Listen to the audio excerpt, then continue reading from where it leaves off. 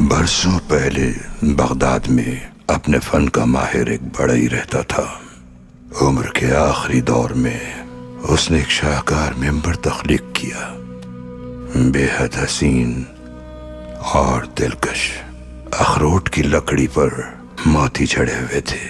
جو دیکھتا اس کی خوبصورتی اور نفاست کو دیکھ کر دنگ رہ جاتا۔ کچھ ہی دن میں ممبر کی شہرت چاروں طرف پھیل گئی۔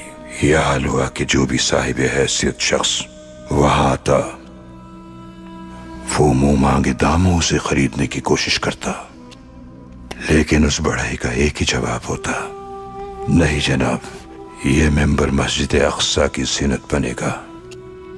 لوگ حیرت سے پوچھتے، قدس پہ تو عیسائیوں کا قبضہ ہے۔ بڑھئی سب کی سنتا اور اس کا ایک ہی جواب ہوتا: میں فنکار ہوں، ایک ہی کام کر سکتا ہوں، ممبر بناتا ہوں۔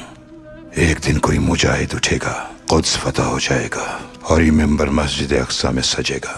وقت کے ساتھ ممبر کا قصہ بچے بچے کی زبان پر آ گیا۔ ہر جگہ یہ کہانی دہرائی جاتی۔